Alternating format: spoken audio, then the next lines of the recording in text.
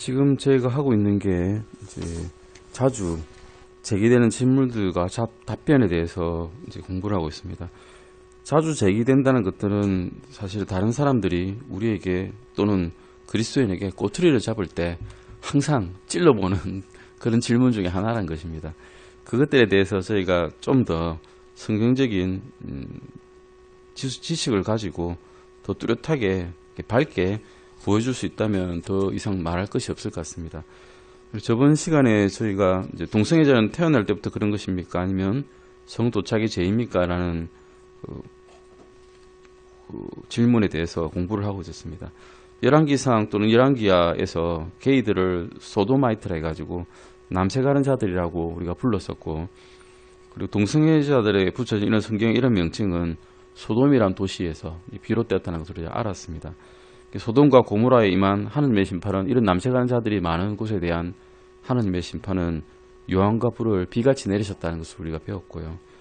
그리고 그 소돔의 사회는 어떤 사회였는가 하면, 롯에게 천사 두 사람이 찾아갔을 때 새로운 사람들이 왔으니까, 새로운 남자가 왔으니까 그 사람들을 탐하려고 모인 사람들의 부류가 늙은이와 젊은이와 사방에서 온 모든 사람들이라고 알려져 있습니다. 그만큼 그 사회가 심히 부패되었다는 것을 우리가 알았습니다. 하나님께서는 동성애를 가증한 짓이라고 하셨고요. 동성애자들에게는 레위기 20장 13절 말씀에서 그 율법에 의하면 그들은 죽임을 당해야 되었습니다.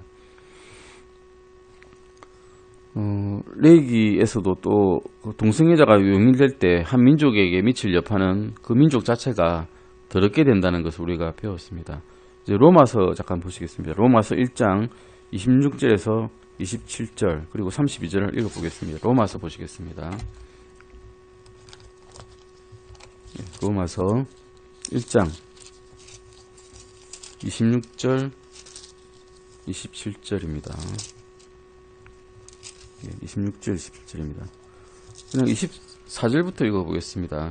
그러므로 하나님께서도 그들 마음의 정욕을 통해 부정함에 내주사 그들이 자기들의 몸을 서로 욕되게 하셨으니, 그들은 하나님의 진리를 거짓으로 바꾸고 창조자보다 창조물을 더 경배하고 섬겼느니라. 그분은 영원히 찬송받으실 분이로다. 아멘. 이런 까닭에 하나님께서 그들을 수치스러운 애정에 내주셨으니, 이는 심지어 그들의 여자들도 본래대로 쓸 것을 본성에 어긋나는 것으로 바꿨기 때문이라. 남자들도 이와 같이 본래대로 여자 쓰기를 버리고 서로를 향해 욕정이 부릴 듯하여 남자가 남자와 더불어 보기 흉한 짓을 행함으로 자기 잘못에 합당한 보응을 자기 속에 받았느니라. 32절입니다. 그들이 이런 일들을 행하는 자들은 죽어야 마땅하다는 하나님의 심판을 알고도 같은 일들을 행할 뿐 아니라 그런 일들을 행하는 자들을 기뻐하느니라. 이 말씀에서 저번 시간에 하나님께서는 이것을 소돔에서 하는 소도마이트, 게이들이 하는 그런 남색 또는 동성애를 본성에 어긋나는 행위라고 26절 말씀에서 분명하게 정의를 하셨죠. 이런 것들은 본성, 내가 너희들에게 본성을 줬는데 그 본성에 어긋나는 짓이다라고 이렇게 말씀을 하셨습니다. 혹시 본 적이 있으실지 모르겠지만 동물들은 동성애를 할까요? 네, 동성애 하지 않습니다. 왜 안 하는가 하면 종족이 보존이 안 되기 때문입니다. 종족 보존이 될 수가 없거든요. 아기를 낳을 수가 없잖아요. 동성애를 해가지고는. 남자와 남자가 다니는 1인 무리는 없고요. 새끼들하고는 다니죠. 근데 그렇게 다니지 않고 꼭 한 가족만이 이렇게 이리들은 다니고 다른 동물들도 똑같습니다. 왜냐하면 그래야만 본성적으로 종족이 보존되기 때문입니다. 그런데 사람은 이런 본성에 어긋나는 행위를 종족이 보존되지 않음에도 불구하고 한다는 것이죠. 이유가 욕정이 부릴 듯해서입니다. 욕정. 자신의 욕심이고 정욕 때문에 그런 것이죠. 다시 말해서 동성애는 변태적인 것이며, 변태적인 것은 여기서는 변태가 그런 뜻으로 쓰인 게 아니라 언내추럴하다는 것입니다. 자연적인 것이 아니란 것이죠. 자연적인 것이 아닌 것을 인간이 억지로 만든 것이란 것입니다. 탄생이나 선천적인 발생에 의한 것이 아니란 것입니다. 물론 유전자 변형에 의해서 남성화된 여성이나 여성화된 남성 이렇게 나오는 유전적인 변형이 있습니다. 근데 그들이 그러면 남성으로서의 정체성이나 여성의 정체성을 따로따로 아주 혼란을 느끼느냐 하면 그러지도 않습니다.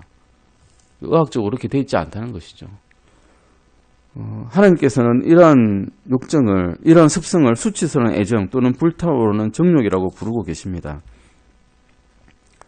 3번 보시겠습니다. 하나님께서는 이런 보기 흉한 행위를 행하는 자들은 자기들의 잘못에 합당한 보응을 자기 속에 받을 것이라고 말씀하셨습니다. 이런 일들을 행하는 자들은 자기 속에 합당한 보응을, 정당한 대가를 받는다는 것이죠. 어떤 원인이 있으면 어떤 결과가 나오게 되는데, 이런 보기 흉한 짓을 하면 자기 몸속에 거의 합당한 대가를 치르게 되는 것입니다. 에이즈가 이런 사례 중 하나인데, 에이즈가 혹시 뭐 약잔 줄 아십니까? 우스갯소리로 이제 다 살았다 합니다. 그게 에이즈인데, Acquired Immune Deficiency Syndrome 해가지고 어떤 HIV 바이러스라는 게 있습니다. HIV 바이러스는 좀 흔한 바이러스가 아닙니다. 사실은 보통 바이러스들은 RNA 바이러스라고 그럽니다. RNA는 인간 몸속에 들어가서는 오래 살지 못합니다.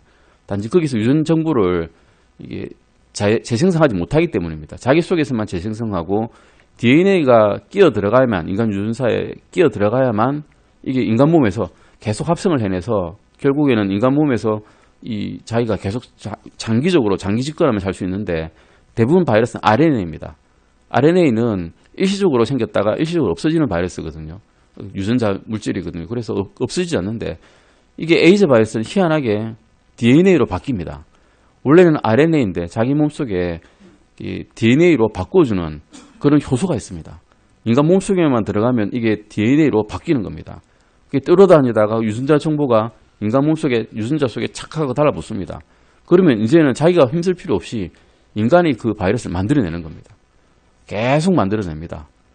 그러면 이 사람이 10년, 20년 지나면, 10년쯤 지나면 이제 HIV 바이러스가 발현이 됩니다. 발현이 되면 인간 몸속에서 유전자에서 어떤 물질을 만드는가 하면 T셀 세포라고 하는 임파구를 파괴시키는 바이러스를 만들어내는 겁니다. T셀이 하는 역할이 뭔가 하면 우리 면역 체계를 조절해 주는 건데, 어떤 바이러스가 들어와서 공격하면 그걸 잡아먹기도 하고, 또는 B림파구에 정보를 보내가지고 면역 체계를 만들어가지고 그 바이러스를 공격해 주기도 하고, 또는 그 세포를, 유전자 정보가 있는 바이러스를 죽이기도 하는 그런 세포인데, 이 세포를 못 만들게 만드는 겁니다. 약해지게 되면 결국은 골수에서 이런 제대로 된 백혈구도 못 만들고 임파구도 못 만들고 다른 대식 세포를 해가지고 잡아먹는 세포들, 세균 들어왔을 때 잡아먹는 세포들도 못 만들기 때문에 결국免疫체계가 다 떨어져가지고 암도 잘 걸리게 되고요. 감기 걸려도 폐렴 생겨서 죽게 되고요. 이겨내지 못하니까 곰팡이병에 걸려도 죽게 됩니다. 우리 무좀 걸려서 죽는다는 거죠, 한마디로. 무좀 걸리면 죽는 거예요, 이 사람은. 면역 체계가 없기 때문에. 우리는 그냥 무좀약 바르면 낫지만, 이런 병이 이제 에이즈인데, 이런 합당한 보응을 자기 몸속에 받게 돼버리는 겁니다. 하느님께서는 그런 행위를 저지른 자들을 어떻다고 어떤 처를 받게 된다라는 것을 32절에 말씀하셨습니다. 한번 읽어보겠습니다. 그들이 이런 일들을 행하는 자들은 죽어야 마땅하다는 하느님의 심판을 알고도 같은 일들을 행할 뿐 아니라 그런 일을 행하는 자들을 기뻐하느니라. 하느님의 심판은 죽어야 마땅하다는 겁니다. 그냥 사회적인 지탄이나 이런 게 아니고요. 그냥 하나님의 말씀이 이런 일들 행하는 자들은 죽어야 마땅하다 라고 그냥 정의를 해놓으셨어요. 인간이 왈가왈부할 게 없다는 겁니다. 그냥 이런 일들 행하는 사람들은, 물론 인간은 다 죽긴 죽는데 아마 더 급한 심판이 내려오지 않나, 이런 자들에게는 싶습니다. 고린도전서 6장 9절에서 11절도 보시겠습니다. 고린도전서 6장 9절에서 11절입니다. 고린도전서 6장 9절에서 11절입니다. 불의한 자가 하나님의 왕국을 상속받지 못할 줄을 너희가 알지 못하느냐? 속지 말라. 음행하는 자나 우상 숭배자나 간음하는 자나 여성화된 남자나 남자와 더불어 자신을 욕되게 하는 남자나 도둑질하는 자나 탐욕을 부리는 자나 술 취하는 자나 욕하는 자나 착취하는 자들은 하나님의 왕국을 상속받지 못하리라. 너희 중에 이 같은 자들이 들어 있었으나 너희가 우리 하나님의 영을 통해 주 예수님의 이름으로 씻기고 거룩히 구별되어 의롭게 되었느니라. 9절에 보시면 남성애자들, 소도마이트들을 여성화된 남자들, 이 페미네이트라고 하죠. 여성화된 남자, 그리고 남자와 더불어 자신을 욕되게 하는 남자로 이렇게 남성애자들을 정의하고 있습니다. 그러니까 소도마이트들은 누구냐 이러면 여성화된 남자 또는 남자와 더불어 자기를 욕되게 하는 남자, 게이를 통칭해서 하는 거죠, 사실은. 예. 게이 중에서 여자 역할을 하는 애들은 괜찮고 남자 역할을 하는 애들은 벌받아 마땅하다 하는 게 아니라 둘 다 나쁘다고 하시는 겁니다. 11절에서 한번 보시겠습니다. 그런데 이런 사람 중에도 희망이 있습니다. 우리가 죄들 중에 있었을 때도 희망이 있었듯이 이런 죄를 저지르는 자들 중에서도 희망이 있다는 것을 고린도전서 7장 11절에서 말씀하고 있습니다. 너희 중에 이 같은 자들이 들어 있었으나 너희가 우리 하나님의 영을 통해 주 예수님의 이름으로 씻기고 거룩히 구별되어 의롭게 되었느니라. 예, 앞에 보시듯이 불의한 자가 하나님의 영광을 상속하지 못하는데 라고 전제를 깔아놓으셨지만 음행하는 자나 우상 숭배자나 간음하는 자나 여성화된 남자나 또 남자와 더불어 자신을 욕되게 하는 남자나 도둑질하는 자나 탐욕을 부리는 자나 술 취하는 자나 욕하는 자나 착취하는 자들이 이 고린도 교인들 중에 들어있었다고 이야기하고 있습니다. 다 있었는데 그 고린도 교인들이 어떻게 되었습니까? 주 예수님의 예수 그리스도 이름을 믿고 그 부활과 죽으신가, 자신을 위해 죽으신가, 또 죽으신 지 사흘 만에 일어나신가, 또 하늘에 셋째 하늘 올라가셔서 지금 하나님 우편에 앉아 있으심을 믿고 그들이 구원을 받았습니다. 다 구원을 받았는 겁니다. 불의한 자가 있었고 착취하는 자가 있었고 남색하는 자가 있었는데 그 사람들이 다 구원을 받았다는 것입니다. 희망이 있는 것입니다. 그래서 11절에서 보시면 이렇게 이야기하고 있습니다. 너희 가운데 그 같은 자들이 들어 있었으나, 즉 고린도 교회의 회원 중에도 예전에 그런 행위를 하는 자들이 있었다는 것입니다. 그러면 동성애자들이 구원받을 수 없습니까? 있습니다. 동성애자들도 구원받을 수 있습니다. 구원을 받았다고 분명히 과거 시제로 너희들 중에 이 같은 자가 들어 있었으나 너희가 우리 하나님의 영을 통해 주 예수님의 이름으로 거룩히 씻기고 거룩히 구별되어 의롭게 되었느니라 라고 이미 과거형으로 쓰여 있습니다. 과거형이란 거죠. 너희는 그랬지만 이미 구원을 받았었다. 과거형으로 이렇게 시제로 적혀 있습니다. 그러면 동성애자들은 구원받는 방법이 좀 특별할까요? 네, 특별하지 않습니다. 우리가 죄지었을 때, 죄인이었을 때 구원받은 것과 똑같은 방식으로 구원을 받습니다. 회개와 주 예수 그리스도를 믿는 믿음을 통해서 구원을 받는다는 것입니다. 11절 잠깐 보셨는데요. 똑같이 한번 읽어보겠습니다. 너희 중에 이 같은 자들이 들어있었으나 너희가 우리 하나님의 영을 통해 주 예수님의 이름으로 씻기고 거룩히 구별되어 의롭게 되었느니라. 예, 우리 하나님의 영을 통해 주 예수님의 이름으로 씻기고 거룩히 구별되어서 의롭게 되는 것입니다. 똑같지 않습니까? 우리와 구원받는 방식이 똑같습니다. 동성애는 언내추럴한 성행이고 자연스럽지 않은 성행이고 성경이 강하게 정죄하는 행위입니다. 동성애는 그것을 용납도록 촉진하도록 허용되는 민족을 파멸시킨다고 하고 있습니다. 잠언 14장 34절 보시겠습니다. 잠언 14장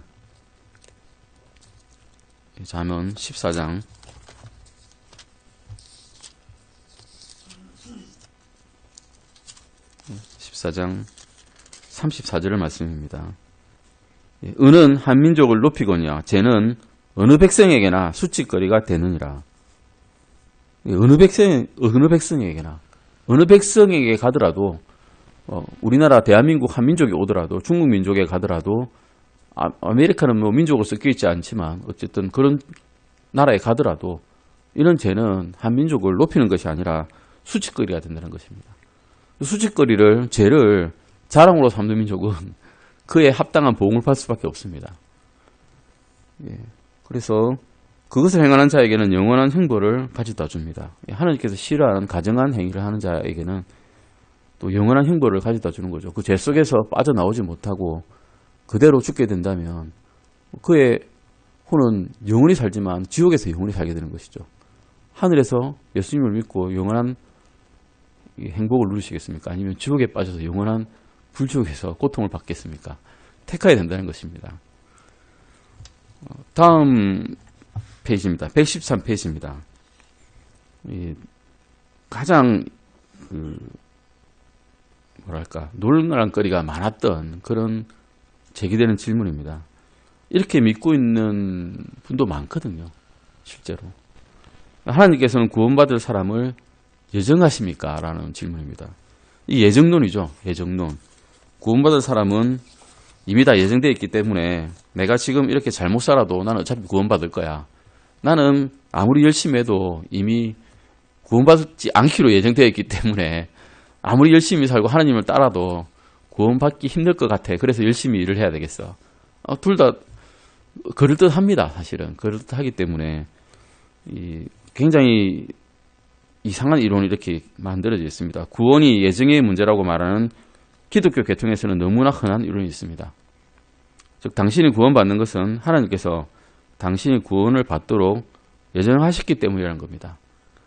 논리적으로 흔히 제기되는 추론은 다음과 같습니다. 이게 뭐 아니면 도라는 건데요.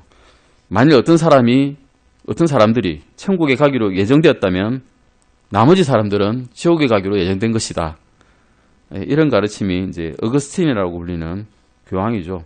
주후 354년에서 430년 있었던 교황한기 시작되어서 개신교 종교 개혁자 존 칼빈은 주후 1509년에서 1564년까지 살았던 사람인데 의해서 체계화되었습니다.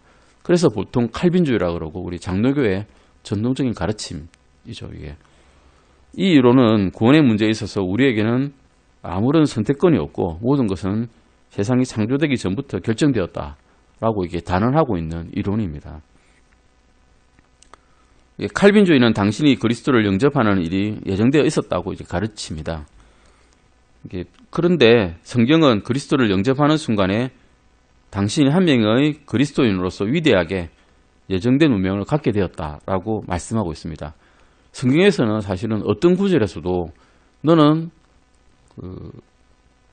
그리스도를 받아들이기로 예정되어 있어 라고 가르치고 있는 구절은 없습니다. 하지만 그리스도를 믿는 순간 우리는 어떤 한 운명이 되기로 결정이 되어 있다라고는 가르치십니다. 아멘. 로마서 8장 29절 한번 보시겠습니다. 로마서 8장 29절입니다. 로마서 8장 29절입니다. 그분께서는 자신이 미리 아신 자들을 또한 예정하사 자신의 아들의 형상과 같은 모습이 되게 하셨나니 이것은 그분이 많은 형제들 가운데서 처음 난 자가 되게 하려 하심이니라. 아멘. 여기서 보시면 그분께서는 또한 예정하사, 중간에 빼먹고 또한 예정하사라 나오죠. 예정을 하셨습니다. 어떻게 예정하셨습니까? 자신의 아들의 형상과 같은 모습이 되도록 예정하셨습니다.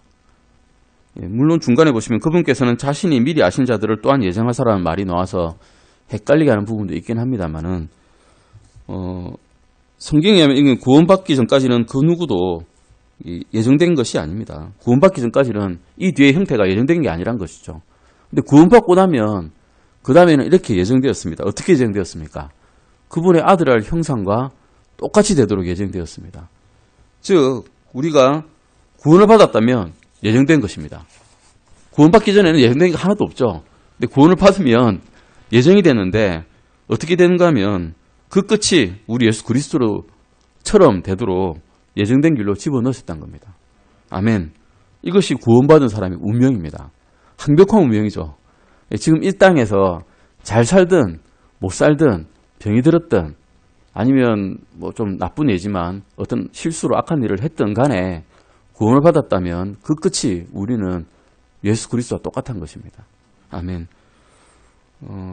로마서 8장 30절 말씀도 한번 보실까요? 8장 30절입니다. 뿐만 아니라 그분께서는 자신이 예정하신 그들을 또한 부르시고 자신이 부르신 그들을 또한 의롭다 하시고 자신이 의롭다 하신 그들을 또한 영화롭게 하셨느니라.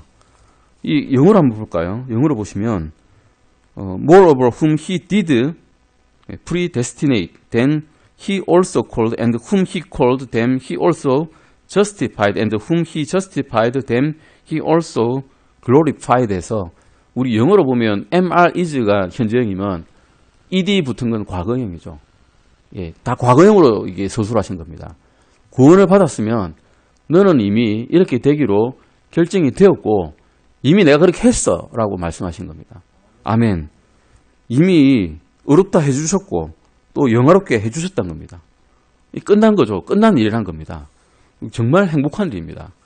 구원받은 것 자체로 모든 운명이 다 끝났고 그 끝이 우리 주 예수 그리스도와 똑같이 같이 있는 그런 일로 끝났다는 것입니다. 에베소서 1장 5절도 한번 보시겠습니다. 그래서 답은 믿는 자는 그리스도의 형상과 같은 모습이 되도록 예정되었다는 것이지 믿도록 예정되었다 아니면 지옥에 가기로 예정되었다는 것이 아니란 겁니다.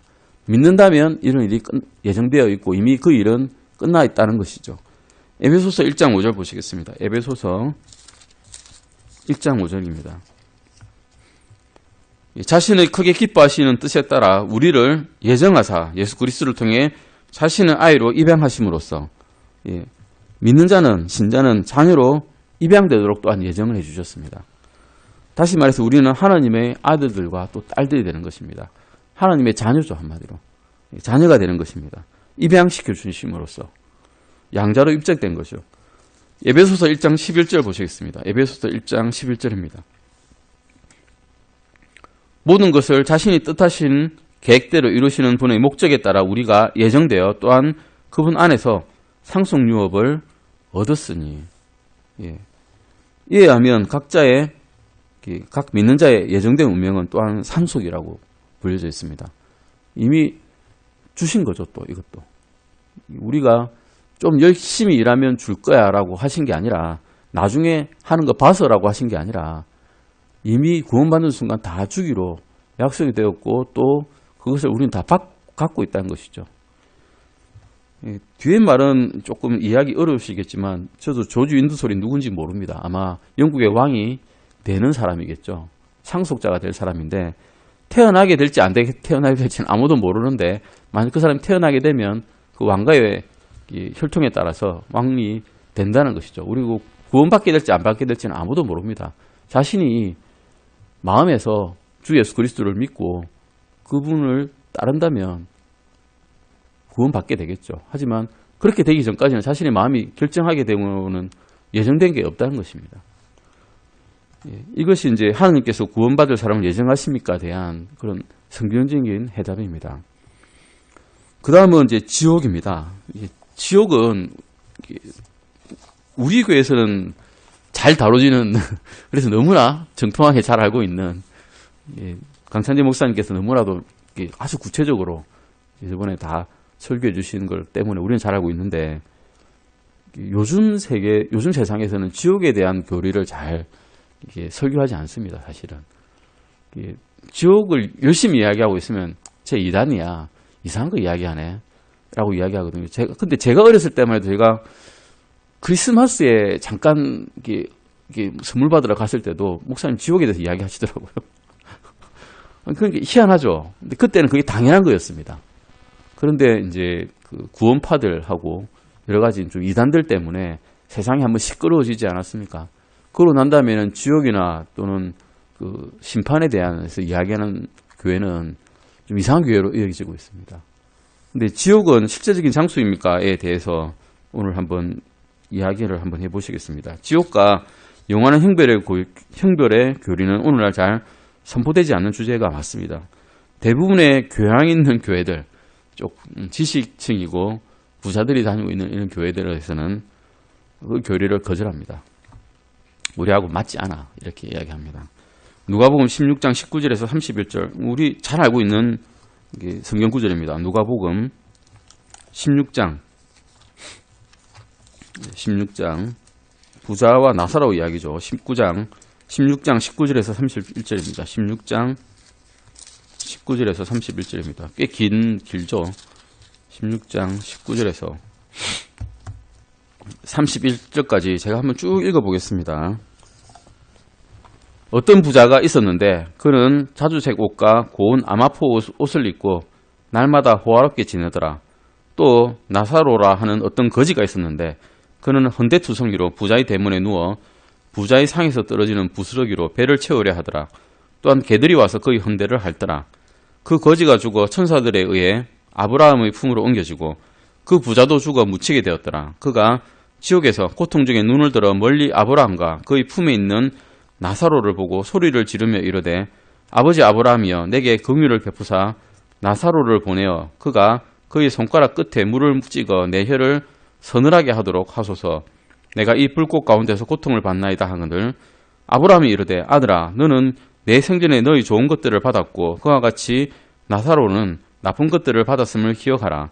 그러나 이제 그는 위로를 받고 너는 고통을 받느니라. 이 모든 것 외에도 우리와 너희 사이에는 큰 구렁텅이가 놓여 있어 여기서 너희에게 건너가려 하는 자들이 갈 수 없고 거기서 오래 하는 자들도 우리에게 건너올 수 없느니라 하니 이에 그가 이르되 그러므로 아버지여 간구하건대 아버지께서 그를 내 아버지 집으로 보내소서.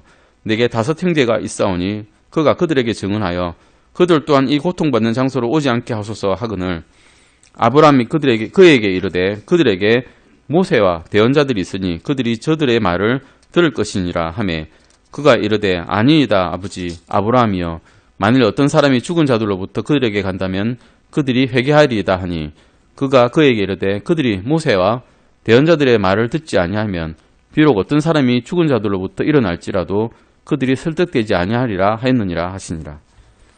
누가복음 19장에서 31절 부자와 나사로 비유는 우리가 너무도 잘 알고 있는 비유입니다. 여기서 부자의 이름은 무엇이었습니까? 부자의 이름은 없습니다. 어떤 부자입니다. 그때 광찬재 목사님께서 말씀해 주셨듯이 나사로는 있습니다. 나사로는 생명책에 기록되어 있기 때문에 구원받았기 때문에 나사로는 이름은 하나님께서 아십니다. 그런데 어떤 부자는 구원받은 사람이 아닙니다. 생명책에서 이름이 지워진 사람입니다. 그래서 이름이 없고 주님께서는 하나님께서는 이 부자의 이름을 알 수가 없습니다. 이름이 없기 때문에요. 생명책에 기록되지 않았거든요. 그냥 어떤 부자입니다. 이 어떤 부자는 어떻게 되었습니까? 지옥에서 의식이 있었습니까? 지옥에서 의식이 있었습니다. 자기 형제들에게 이 나사로를 보내달라 했거든요. 그래서 그 불쌍한 형제들이 자기처럼 지옥에 와서 고통받지 않게 해달라고 아브라함에게 간청을 했습니다. 의식이 있단 거죠. 우리가 죽게 되면 우리의 육신은 죽겠지만 없어지겠지만 우리의 혼은 살아남아가서 둘 중에 하나로 가겠죠. 중간 지역이 없습니다. 지옥이 아니면 천국입니다. 영원히 또 살게 됩니다. 지옥에서 영원히 살게 되든지 천국에서 영원히 살게 되든지. 이 부자는 안 좋은 쪽에 속했습니다. 지옥에서 영원히 살게 되었습니다. 부자는 언제든지 지옥을 떠날 수 있었습니까? 없었습니다. 없으니까 아브라함한테 간청을 했죠. 자기 형제들이라도 오지 않게 해달라고. 자기 마음대로 갈 수 없는 거죠. 나갈 수 없는 것이고 왜 그쪽에 못 가느냐. 너희와 나 사이에 큰 구렁텅이가 있어서 여기서도 거기가를 못 건너가고 저기서도 여기를 못 건너간다고 하셨습니다. 그런데 한 분은 건너가셨죠. 한 분은. 내가 지옥의 열쇠를 가지고 있는 분은 건너가셨습니다. 예수님께서는 건너가실 수 있었습니다. 그래서 낙원에 이르러서 그 지구의 중심부에 있는 낙원에서 이들을 데리고 셋째 하늘로 다 올라가셨죠. 근데 예수님 빼고는 올라오신 분이 없습니다. 예수님이 아마 건너가실 수 있는 것은 물을 건너가셨듯이 아마 쉽게 건너가셨을 것입니다. 마태복음 25장 41절도 한번 보시겠습니다. 마태복음 25장. 그럼 지옥은 어떤 곳인가를 보시겠습니다. 마태복음 25장 41절입니다. 마태복음 25장 41절입니다. 그때 그의 왼편에 있는 자들에게도 이르되 저주를 받은 자들아 너희는 내게서 떠나 마귀와 그의 천사들을 위하여 예비된 영존하는 불에 들어가라. 예. 원래 지옥의 목적은 이겁니다. 마귀와 그의 천사들이죠. 마귀와 그의 천사들이 위해서 영존하는 불이 예비되어 있는 장소가 지옥이라는 겁니다. 그런데 마귀는 혼자 가기 아까운 모양입니다. 예. 다 미혹을 시킵니다. 심지어는 믿는 자들까지도 사자같이 으르렁거리며 집어삼키려고 돌아다니고 있다라고 성경에 기록되어 있죠. 예. 이런 좋은 장소도 아닌 곳에 그는 우리를 굳이 데려가려고 합니다. 믿는 자마저 또 할 수 있다면. 그래서 지옥은 원래는 마귀와 그의 천사들을 위해서 지옥에 마귀들을 위해서 한마디로 예비된 공간이다라고 알고 있으시면 됩니다. 어떤 사람들은 지옥이 영원히 소멸되는 곳이다라고 합니다. 그런데 나사로와 부자의 경우에서도 어떻습니까? 의식이 있었죠. 소멸되지 않았습니다. 그게 더 무서운 겁니다. 차라리 소멸되면 그걸로 끝이야, 죽으면 끝이야 라고 말할 수 있는데 소멸되지 않는다는 것입니다. 그게 더 무서운 것입니다. 마태복음 5장 46절 말씀 보시겠습니다. 46절입니다. 그리하여 이들은 영존하는 형벌에 들어가되 의로운 자들은 영원한 생명에 들어가리라 하시니라. 예. 구원받지 못한 자는 영존하는 형벌에 지옥에 들어가게 되고요. 의로운 자들, 구원받은 자들은 영원한 생명에 들어갑니다. 주님과 함께 영원히 살 수 있는 그런 영원한 생명에 들어가게 되는 것입니다. 마태복음 25장 46절 말씀에서는 그곳은 영존한다는 말은 끝이 없다는 겁니다. 영존하는 형벌, 에버래스팅 퍼니시먼트죠. 에버래스팅은 끝이 없는 겁니다. 영존하는 형벌이라고 부릅니다. 요한계시록 20장 11절에서 15절도 한번 보시겠습니다. 요한계시록 20장 11절에서 15절입니다. 요한계시록 20장 11절에서 15절입니다. 또 내가 크고 흰 왕자와 그 위에 앉으신 분을 보니 땅과 하늘이 그분의 얼굴을 피하여 물러가고 그것들의 자리가 보이지 아니하더라. 또 내가 보매 죽은 자들이 작은 자나 큰 자나 할 것 없이 하나님 앞에 서 있는데 책들이 펴져 있고 또 다른 책이 펴져 있었으니 곧 생명책이라. 죽은 자들이 자기 행위들에 따라 책들에 기록된 그것들에 근거하여 심판을 받았더라. 바다가 자기 속에 있던 죽은 자들을 내주고 또 사망과 지옥도 자기 속에 있던 죽은 자들을 넘겨주매 그들이 각각 자기 행위들에 따라 심판을 받았고 사망과 지옥도 불로소에 던져졌더라. 이것은 둘째 사망이니라. 누구든지 생명책에 기록된 것으로 드러나지 않은 자는 불로소에 던져졌더라. 창세 이후로 하나님을 믿지 않고 죽은 자들, 물심판에 의해서든 아니면 다른 자기의 지은 죄에 의해서든 죽은 자들은 결국 천년왕국이 끝나고 난 다음에 하나님의 크고 흰 왕자 심판을 받게 된다라고 기록하고 있습니다. 우리는 그리스도의 심판석에 서가지고 우리의 행위에 따라서 의로운 행위를 했으면 남을 것이 있을 거고 보상의 심판을 받을 것인데 보상의 심판이 아니라 이들은 2000년, 3000년, 4000년 동안 계속 지옥에서 불심판을 받았든 말든 크고 흰 왕자 심판 앞에서 또 심판을 받는데 이 심판에 따라서 자기 행위에 따라서 결국 어디까지 던져지는가 하면 불호소에 던져지게 되는 것입니다. 심판을 받았는데 한 2000년 받았으니까 이제 끝내주세요 하고 싶은데 그게 아니라 이제 영존하는 심판, 이제 끝이 없는 심판을 받게 되는 겁니다. 구원받지 못한 자들이 영원히 거할 곳은 더 레이크 오브 파이어에서 이제 불호소 심판을 받게 되는 것이죠. 누가 이런 두려운 장소에 던져지게 됩니까? 15절 보시겠습니다. 누구든지 생명책에 기록된 것으로 드러나지 않은 자는 불호소에 던져졌더라. 어떤 부자는 생명책에 이름이 기록되지 않았죠. 어떤 부자는 불호소에 던져지는 것입니다. 안타깝지만 거기서 물론 회개를 하지 않았겠지만 회개를 설사 했다 하더라도 그의 운명은 생명책에 기록되지 않았기 때문에 불호소에 던져질 수밖에 없는 것입니다. 마태복음 5장 22절, 10장 28절, 13장 40절에서 42절, 49절 50절, 23장 33절, 마가복음 9장 43절에서 49절이 있는데요. 마가복음 9장 43절에서 49절을 한번 읽어보겠습니다. 마가복음 9장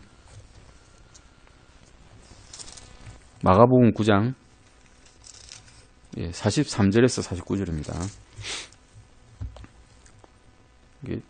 위에 42절 위에 보시면 예수님께서 실족하게 하는 것에 대해 경고함이라고 나와 있습니다. 예수님께서 하셨다는 겁니다. 이 말씀을. 마가복음 9장 43절에서 49절까지입니다. 만일 내 손이 너를 실족하게 하거든 그것을 찍어내버리라. 불구가 되어 생명에 들어가는 것이 두 손을 가지고 지옥에 곧 결코 꺼지지 않을 불 속에 들어가는 것보다 내게 더 나으니 거기서는 그들의 벌레도 죽지 아니하고 불도 꺼지지 아니하느니라. 만일 내 발이 너를 실족하게 하거든 그것을 찍어내버리라. 절뚝거리며 생명에 들어가는 것이 두 발을 가지고 지옥에 곧 결코 꺼지지 않을 불 속에 던져지는 것보다 내게 더 나으니 거기서는 그들의 벌레도 죽지 아니하고 불도 꺼지지 아니하느니라. 만일 내 눈이 너를 실족하게 하거든 그것을 빼어내버리라. 한눈으로 하나님의 왕국에 들어가는 것이 두 눈을 가지고 지옥 불 속에 던져지는 것보다 내게 더 나으니 거기서는 그들의 벌레도 죽지 아니하고 불도 꺼지지 아니하느니라. 이는 사람마다 불로 절여질 것이요 희생물마다 소금으로 절여질 것이기 때문이라. 이것을 하신 말씀을 이 말씀하신 분은 베드로도 아니고요, 바울도 아니고요, 지옥에 대해서 정말 잘 아시는 분 예수님께서 말씀하셨습니다. 예수님께서는 비유로 말씀하실 때는 이것은 비유라고 분명히 말씀하시거든요. 그런데 이것은 비유라고 말씀하지 않으셨습니다. 지옥이 비유가 아니란 겁니다. 실제로 하는 장소고 실제로 사람들이 구원받지 못한 사람들이 고통받고 있는 장소라고 분명히 딱 집어 말씀하신 겁니다. 이런 말들을 하신 분이 예수님이라면 우리는 이 말씀들을 믿지 않을 수가 없습니다. 지옥은 실존한 장소고 마귀와 그의 천사들을 위해서 예비된 장소인데 우리가 굳이 갈 필요는 없다는 거죠. 그리고 다른 사람들도 굳이 갈 필요가 없습니다. 그래서 생명의 말씀들을 전해야 된다는 것입니다. 아멘. 다음 이제 질문인데 이건 조금 아주 가벼운 질문입니다.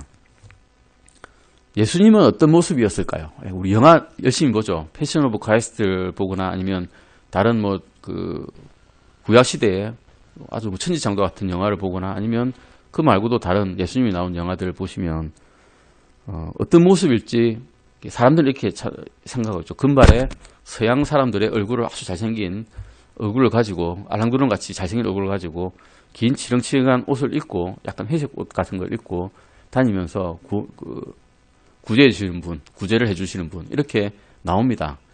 근데 약간 히피 같은 그런 이제 모양으로 그려놓았는데 그것은 이제 상상입니다. 영화 제작자들의 상상이죠. 그래야 잘 팔릴 수 있으니까. 근데 이사야서 53장 2절 잠깐 보시겠습니다. 이사야서 53장 2절입니다. 이사야서 53장 2절입니다. 이사야는 이렇게 주님께 대해서 기술을 했습니다. 그가 그분 앞에서 연한 초목같이 마른 땅에서 나온 뿌리같이 자랄 터이니 그에게는 모양도 없고 우함도 없으며 우리가 그를 볼 때 그를 흠모할 만한 아름다움이 없도다.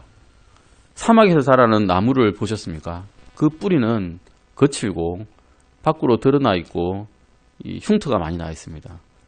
그런 초목에 마른 땅에서 나온 뿌리처럼 자란다. 모양이 예쁘지 않다는 겁니다. 아름다운 뿌리도 아니고요. 그냥 뿌리도 사실 별로 모양이 예쁘지 않은데 그것도 마른 땅에서 자란 뿌리처럼 자란다 그랬으니까 모양이 얼마나 볼품이 없다는 이야기인지 모르겠습니다.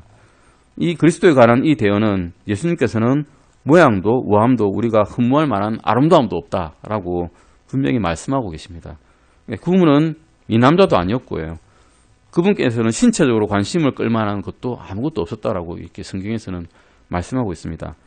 마태복음 26장 48절 보시겠습니다. 얼마나 구분할 만한 게 없었으면 이 정도까지 구분을 못해서 유다가 직접 가서 지적을 해야 이 칼든 사람들, 제사장들의 부하들이 잡아갈 수 있었는지를 보시겠습니다. 마태복음 26장 48절입니다.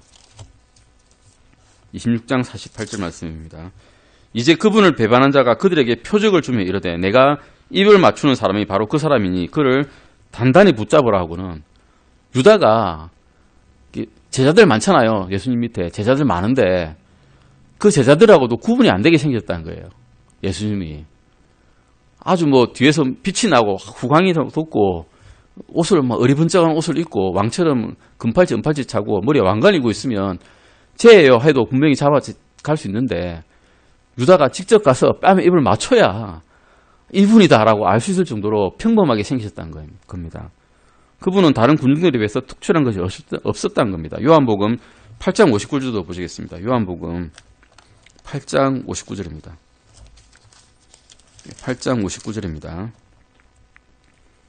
그때 그들이 돌을 들어 그분을 치려하거늘 예수님께서는 자신을 숨기시고 성전에서 나가시되 그들의 한가운데를 지나서 그렇게 나가시니라.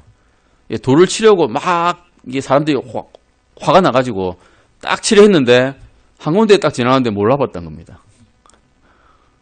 똑같이 생겼다는 거예요. 똑같이. 서양 사람들이 동양 사람들 볼 때는 동양 사람들 다 똑같이 생겼대요. 다 똑같이 생겼대요. 정말로. 저 사람이 이 사람 같고 순이가 금자 같고 금자가 복돌이 같대요. 똑같이. 다 똑같이 생겼답니다. 이 사람 같고 그렇게 아마 생기신 것 같아요. 누가복음 24장 15절에서 18절 보시겠습니다. 누가복음 24장 15절에서 18절입니다. 심지어는 그분의 제자들도 몰라봤답니다. 예. 그들 중에 한 사람 곧 글로바라는 이름을 가진 자가 대답하여 이르되, 글로바라는 자가 대답하여 15장입니다. 그들이 함께 이야기를 나누며 의논할 때 예수님께서 친히 가까이 오사 그들과 함께 가셨으나 그들이 눈이 가려져서 그분을 알아보지 못하더라. 그분께서 그들에게 이르시되 너희가 걸으면서 서로 주고받는 이것들이 무슨 대화이기에 너희가 슬퍼하느냐 하시니 그들 중에 한 사람 곧 글로바라는 이름을 가진 자가 대답하여 그분께 이르되 당신은 예루살렘에서 단지 나그네로 있기에 요즘 거기서 일어난 일들을 알지 못하느냐 하거늘.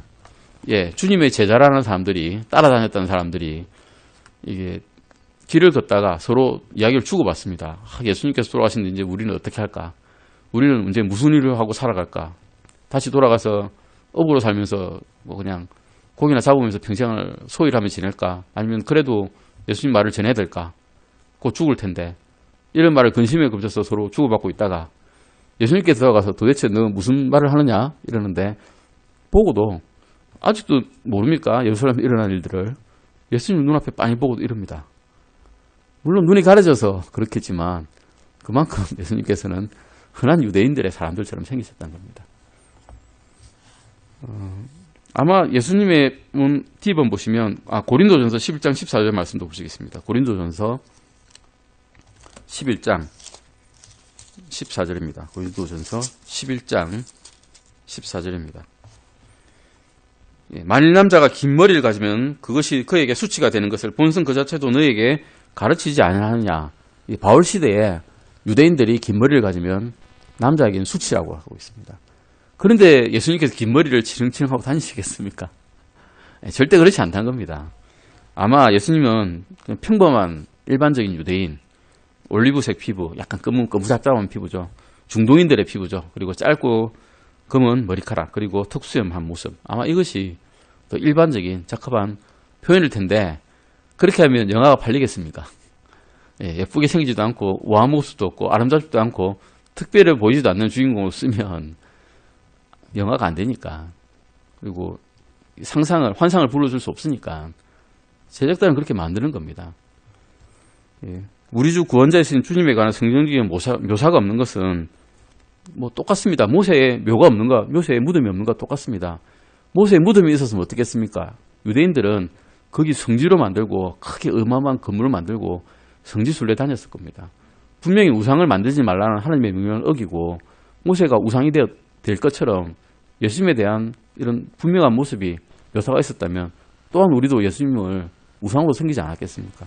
진정한 예수님의 모습을 모르고 그 사랑을 모르고 우상만 쫓아다니다가 지옥 가게 될까 봐서 아마 예수님께서는 이런 모습을 남겨주지 않으신 것 같습니다.